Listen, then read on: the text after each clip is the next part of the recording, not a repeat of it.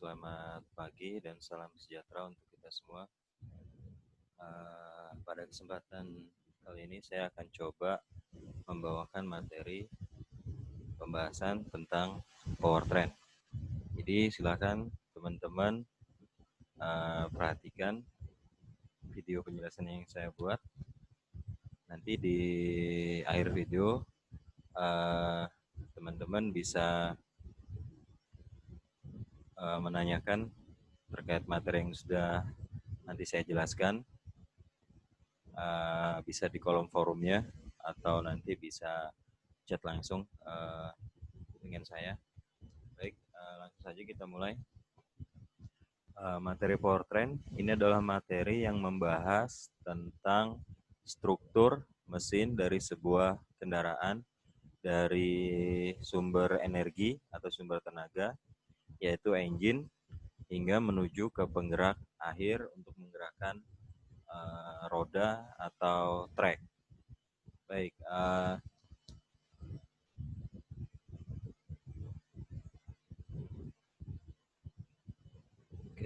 teman-teman bisa perhatikan di monitor. Jadi di monitor ini adalah struktur sederhana dari gambar sebuah bulldozer, di mana powertrain-nya bisa teman-teman lihat di sini. Diawali dari sumber tenaga dari kendaraan tersebut, yaitu engine, hingga sampai ke penggerak akhir. Jadi powertrain itu adalah materi yang membahas tentang struktur mesin dari sebuah kendaraan. Jadi teman-teman bisa perhatikan di gambar ini ada sebuah unit bulldozer di sini. Jadi struktur powertrain-nya yaitu dari yang pertama, nomor 1, teman-teman bisa lihat. Yang nomor 1 ini adalah gambar dari sebuah engine, di mana engine ini digunakan sebagai sumber tenaga dari unit tersebut, sehingga unit tersebut bisa dioperasikan untuk mobilisasi atau untuk industri. Kemudian yang kedua di sini adalah gambar damper. Di sini teman-teman bisa lihat, di sini adalah gambar damper. Jadi damper ini difungsikan untuk meredam getaran yang dihasilkan dari tenaga engine. Kemudian getarannya supaya tidak sampai ke komponen lain, maka getaran tersebut harus diredam oleh komponen damper. Tujuannya supaya getaran tersebut itu tidak merusak komponen. Kemudian komponen berikutnya, nomor 3, ini adalah komponen universal joint. Jadi komponen ini difungsikan untuk menghubungkan putaran dari damper yang diterima oleh engine, yang kemudian diteruskan ke komponen yang nomor 4 ini adalah komponen torque converter atau torque converter, atau biasa kita menyebut dengan TC, yaitu torque converter.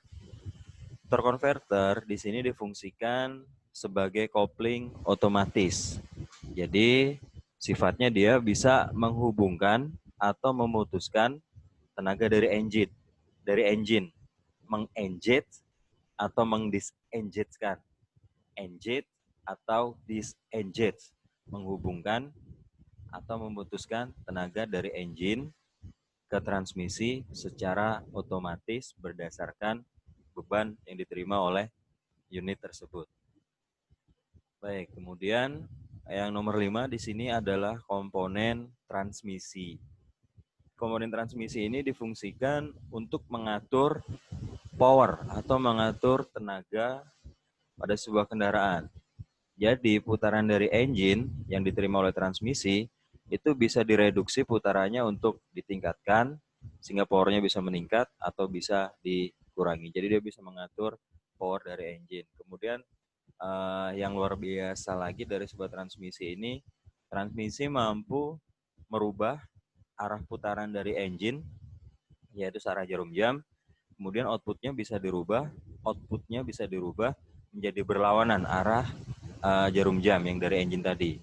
Maka dengan menggunakan transmisi, unit kendaraan itu memungkinkan untuk bergerak tidak hanya maju saja, tapi juga bisa bergerak mundur.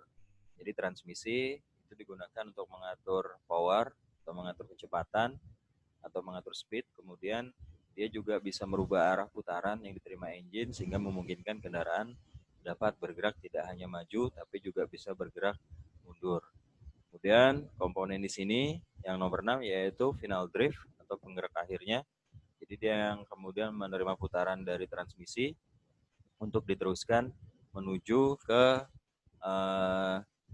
roda atau track, yaitu digunakan supaya unit bisa bergerak. Jadi final drive ini fungsinya dia meneruskan putaran dari transmisi untuk menggerakkan roda atau track. Baik, itu tadi struktur and function dari sebuah unit bulldozer yang sederhana ya. Di sini yaitu diawali dari engine hingga sampai ke final drive. Jadi itu powertrainnya dari sebuah unit bulldozer. Kemudian untuk beberapa unit itu ada yang tidak menggunakan transmisi, ada yang tidak menggunakan torque converter dan lain sebagainya.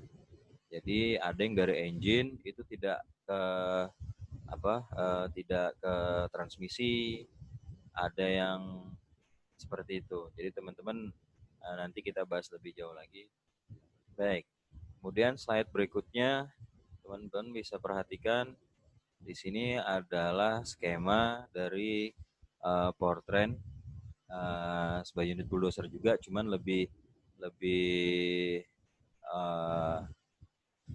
lengkap. Jadi teman-teman bisa lihat di sini nomor 1 ini adalah gambar sebuah engine, kemudian nomor 2 ini gambar damper, kemudian nomor 3 di sini ada universal joint, kemudian nomor 4 ada powertrain pump yang fungsinya untuk memompa oli pada sistem powertrain. Kemudian nomor 5 di sini ada PTO atau power take off yang digunakan untuk menggerakkan komponen pompa yang ada di powertrain. Kemudian ada hydraulic pump nomor 6 yang digunakan untuk memompa oli pada sistem hidrolik sehingga attachment atau peralatan kerja dari sebuah unit alat berat tersebut bisa dioperasikan. Kemudian nomor 7 di sini ada torque converter tadi sebagai kopling otomatis untuk menghubungkan atau memutuskan power dari engine yang kemudian diteruskan ke transmisi secara otomatis. Kemudian nomor 8 di sini ada transmisi yang fungsinya untuk mengatur speed, power dari sebuah kendaraan. Kemudian dia juga bisa untuk merubah arah putar dari engine sehingga unit bisa digerakkan tidak hanya maju juga bisa digerakkan mundur. Kemudian nomor 9 di sini ada steering clutch yang digunakan untuk manuver atau belok ke kanan dan ke kiri dengan cara memutuskan tenaga atau putaran yang diterima dari transfer gear untuk menuju ke final drive. Kemudian yang selanjutnya yaitu steering brake. Steering brake dia fungsinya hampir sama dengan steering clutch untuk belok ke kanan dan ke kiri. Cuman bedanya steering brake ini digunakan untuk belok dengan cara mengurangi putaran, tidak memutuskan. Kalau steering clutch tadi belok dengan cara memutuskan salah satu putaran yang menuju ke final drive. Sementara kalau steering brake itu beloknya dengan cara mengurangi putaran. Jadi radius beloknya lebih jauh kalau menggunakan steering brake. Sementara kalau steering clutch ketika kita manuver itu radius beloknya lebih dekat. Kemudian selanjutnya nomor 11 di sini ada final drive sebagai penggerak akhirnya. Di situ biasanya ada 3 jenis, ada single reduction, ada double reduction, dan ada jenis planetary. Kemudian dilanjutkan ke komponen sprocket. Jika unitnya menggunakan track untuk penggeraknya, di sini ada sprocket. Dia fungsinya untuk merubah gerak putar menjadi gerak gulung dari yang diterima dari final drive untuk menggerakkan track shoe. Kemudian nomor 12 tadi sprocket. Kemudian nomor 13 ini ada track shoe. Track shoe ini yaitu sebagai komponen yang langsung bersinggungan dengan tanah yang digunakan untuk menggerakkan unit. Jadi dia adalah papan shoe atau rodanya dari sebuah unit yang menggunakan rantai track untuk penggeraknya. Kemudian nomor 14 ini adalah transfer gear yang fungsinya merubah putaran vertikal menjadi horizontal yang dari transmisi untuk bisa diteruskan ke kanan kiri komponen final drive. Baik, teman-teman, itu tadi pembahasan kita terkait materi powertrain. Di gambar pertama, teman-teman bisa melihat struktur sederhana dari powertrain unit bulldozer. Kemudian slide berikutnya ini lebih rinci lagi strukturnya, diawali dari engine dan terakhir hingga menuju ke penggerak final drive-nya. Baik, sampai di sini dulu penjelasan saya tentang materi powertrain. Jadi silakan teman-teman bisa mengajukan pertanyaan terkait materi ini di forum.